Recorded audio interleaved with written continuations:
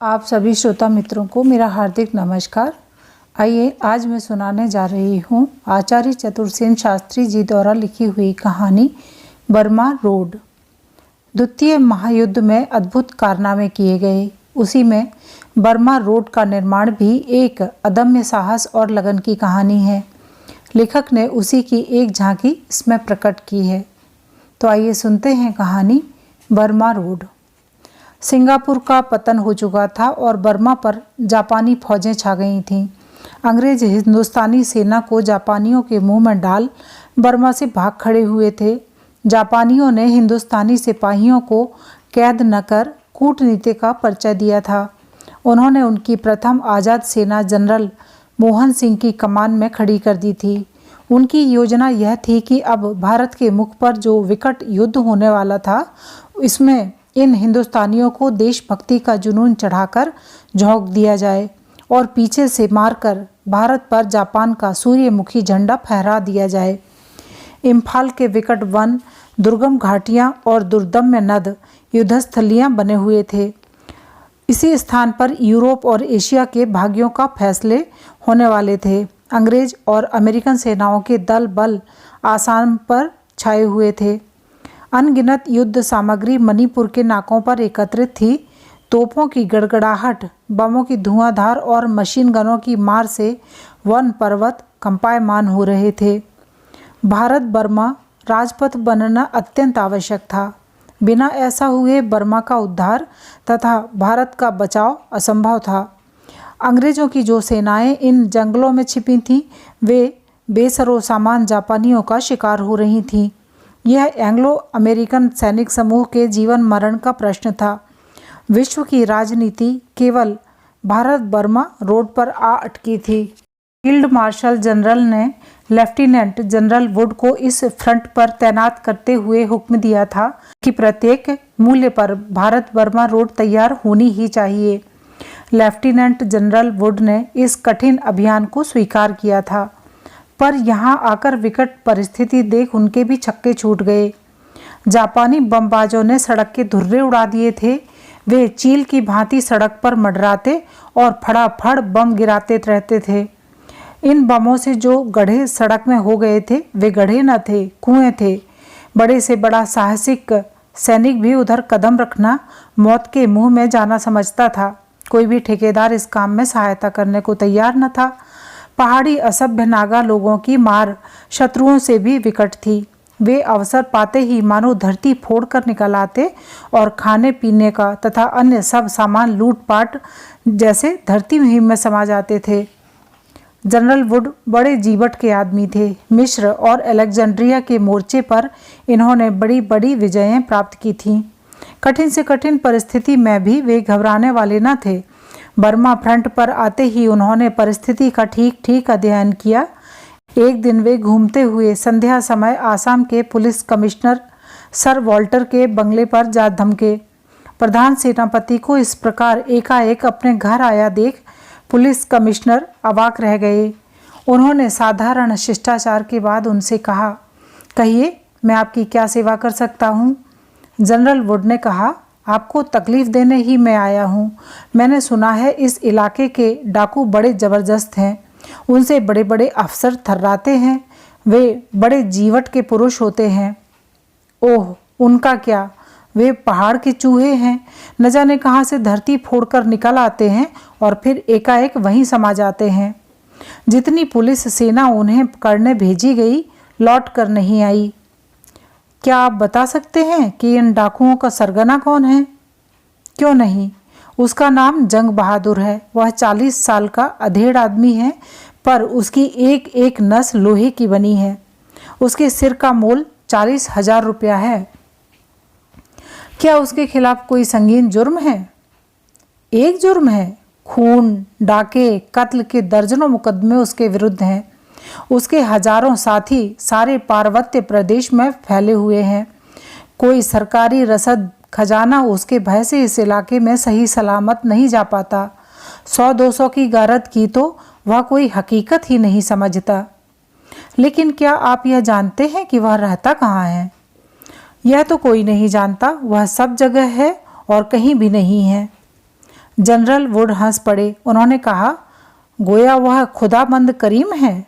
Sir Walter भी हंस पड़े, बोले, ऐसा भी कहा जाए तो अत्युक्ति नहीं, पर मुझे उससे काम है, मैं उससे मिलना चाहता हूँ।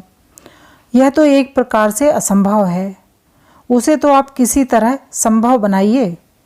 बहुत सोचने के बाद वॉल्टर ने कहा, एक रास्ता है। कहिए। उसके दल के एक आदमी को हाल ही में फांसी की सजा हुई है। वह भी एक भारी डाकू है और बड़ी खून खराबी के बाद पकड़ा गया था। उसके खिलाफ भी बहुत मुकदमे थे। यदि अभी तक उसे फांसी न हुई हो तो आप उससे बात उकलवा सकें तो यह आपके बूते की बात है। हमें तो उसने एक शब्द भी नहीं बताया। उसे कब फांसी होने वाली थी यह मुझे याद नहीं है, परंतु आप जेल से इसका पता पा सकते हैं। धन्यवाद सर वॉल्टर, मैंने आपका काफ़ी समय लिया। जनरल वुड हाथ मिलाकर वहाँ से चल दिए।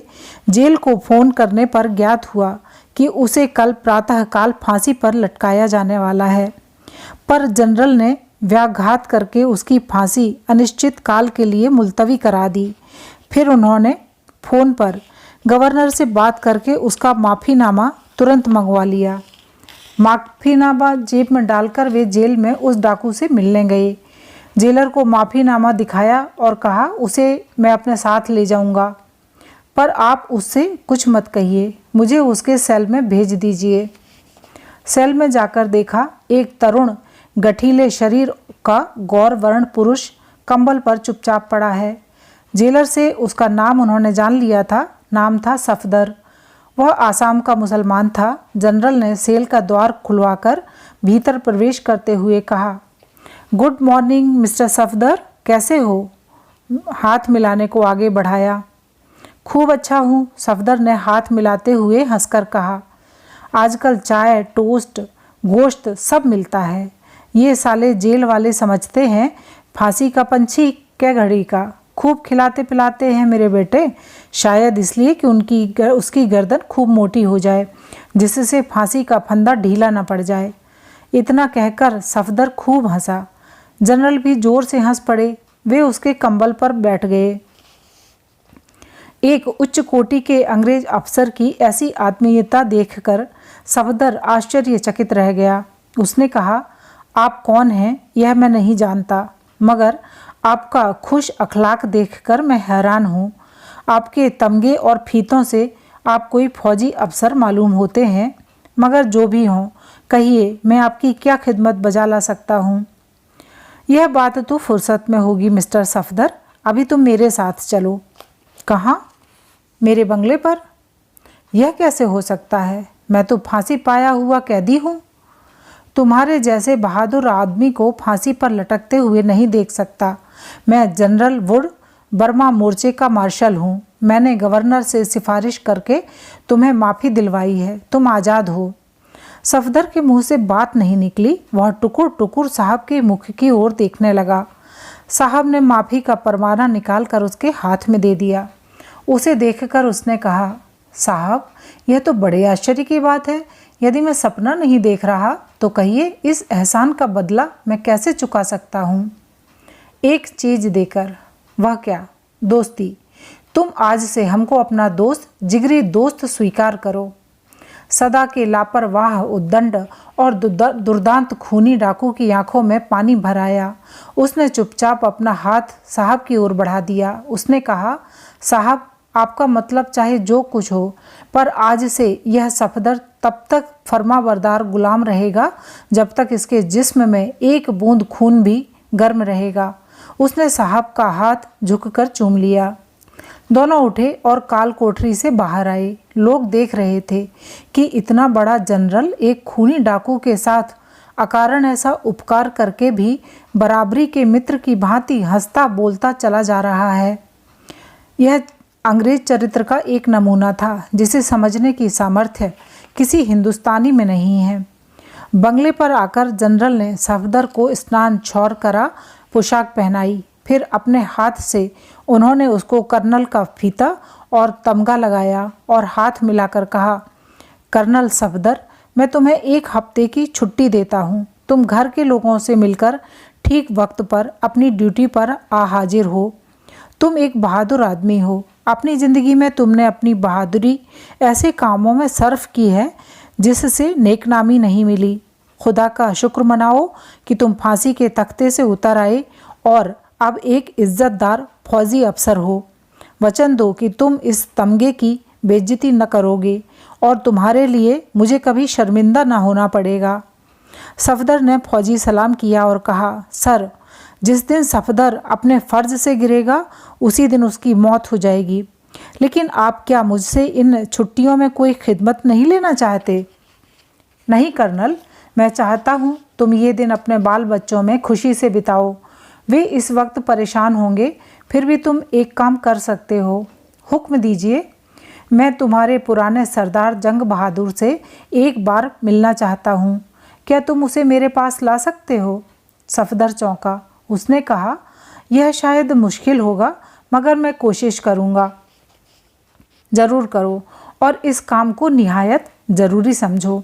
इस बात के कहने की ज़रूरत नहीं है कि उसे मेरे पास आने में कोई डर नहीं है। यह मैं समझ गया सर। सफदर चला गया और ठीक 8वें दिन बहुत से फल फूल लाकर उसने जनरल के पैरों में रख दिए। फिर उसे फौजी सलाम किया और अदब से खड़ा हो गया। साहब ने कहा, कर्नल, तुम्हारा सब बाल बच्चा खुश है? हुजूर की बदौलत सर। अच्छा, तो मेरा काम याद रहा? सरदार हाजिर है सर। कहाँ? उन्हें अभी लाओ। सफदर ने डाकू सरदार जंग बहादुर को उपस्थित किया। ठिगना कद, छोटी छोटी तेज आँखें, मोटी गर्दन, खिचड़ी बाल, कठोर रेखाओं से भरपूर चेहरा, सशंकित दृष्टि, सावधान चाल। चुपचाप जंग बहादुर साहब के सामने आ खड़ा हुआ। साहब ने खड़े होकर हाथ मिलाया और कुर्सी की ओर बैठने का संकेत किया। आपने सफदर की जान बख्श दी है साहब। कहिए, मैं आपकी क्या खिदमत बजा लाऊं? मगर मैंने तो आपको एक खुशखबरी देने बुलाया है सरदार। साहब, आपने मेरे सफदर को फांसी के तख्ते से उतारकर मेरी गोद में डाल दिया। यह मेरा बहादुर बेटा है। इतना ही नहीं, उसे एक इज्जतदार बना दिया। यह खुशखबरी क्या कम है? उस बात को छोड़िए सरदार। गवर्नमेंट ने आपके खिलाफ जितने मुकदमात थे सब उठा लिए हैं। आपको राजा बहादुर का खिताब दिया है और आपको यह सब पहाड़ी इलाका जागीर में बख्श दिया है। यह आपकी सनद है राजा बहादुर। डाकू सरदार पागल की भांति जनरल का मुंह ताकने लगा। उसने कहा, आप कौन हैं साहब, और ये इतने बड़े बड़े एहसान बिना जाने पूछे किस लिए कर रहे हैं? मैं एक सिपाही हूँ राजा बहादुर, और बहादुरी का कदरदान हूँ। जिस देश के बहादुरों को अपने खून की गर्मी दिखाने के मौके नहीं मिलते, वे इसी तरह डाकू बनकर जंगलों में मुंह छिपाते फिरते हैं या फांसी पाते हैं। मगर मैं एक ऐसा उदाहरण पेश करना चाहता हूँ कि आपके और सफदर जैसे ज़बरदस्त जीवट के बहादुरों को बाइज्जत अपनी बहादुरी काम में लाते और दुनिया की नज़रों में नेक नाम होते देखूं। तो साहब, राजा बहादुर तो हमने देखे हैं। वे बड़े पोच, दब्बू और मुर्दार होते हैं। उनका तो हमारी फटकार से ही दम निकल जाता है। गोली खर्च करने की तो ज़रूरत ही नहीं पड़ती। जनरल ने हंसकर कहा, अब राजा बहादुरों के रजिस्टर में यह नया रिकॉर्ड दर्ज होता है कि इस इलाके में सबसे बड़ा बहादुर इस रुतबे को सरफराज कर रहा है। सरदार ने कहा, साहब, आप जानते हैं कि हम लोगों की आदतें गंदी हो गई हैं। आमतौर पर हम जंगली, असभ्य और दया मायाहीन जानवर हैं। हमारे संगी साथी सब ऐसे ही हैं। न तो हमसे घर बैठकर चुपचाप हराम की कमाई खाई जा सकती है, न हाथ ही ऐसे हैं कि हल फावड़ा चलाएं।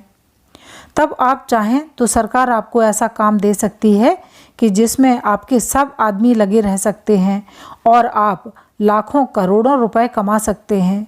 मगर वह बहुत कड़ी मेहनत और हिम्मत का काम है। यदि ऐसा है तो मैं उसे ज़रूर करूँगा। तब ये कागजात हैं, इन पर दस्तखत दीजिए। ये कैसे कागजात हैं? आप जानते हैं, सरकार भारत बर्मा रोड बना रही है। जापानियों से बर्मा को और वहाँ घिरे हुए लाखों आदमियों की जान माल को बचाने का सवाल है। पर यह काम मामूली ठेकेदारों के बूते का नहीं है। सरकार आपको उस सड़क के बनाने का ठेका देती है। अब यह देखना है कि आप कितने रुपयों का ढेर कमा सकते हैं। यह आप देख लेना, आप कब तक यह सड़क तैयार चाहते हैं। ज़्यादा से ज़्यादा 6 माह में। अजी 4 माह में सड़क तैयार हो जाएगी। इसे बनाने में जो सबसे बड़ी रुकावट थी वह तो आज आपके सामने है, सरदार ने हंसकर कहा। कागजात पर दस्तखत हो गए और वह दुर्दांत खूनी इश्तिहारी डाकू ठेकेदार और राजा बहादुर होकर प्रतिदिन जनरल के बंगले से निकलता। 4 माह बाद युद्ध सामग्री, रसद और सैनिकों से भरी हजारों लारियां, सैकड़ों टैंक और दस्ते के दस्ते सफ बांधे रात दिन बर्मा की ओर अग्रसर हो रहे थे। लेफ्टिनेंट जनरल वुड ने सरकार की सबसे बड़ी कठिनाई हल कर दी थी और भारत सरकार ने इसके लिए जनरल वुड को धन्यवाद का पत्र लिखकर आभार माना था। अभी आप सुन रहे थे आचार्य चतुरसेन शास्त्री जी द्वारा लिखी हुई कहानी बर्मा रोड। धन्यवाद, नमस्कार।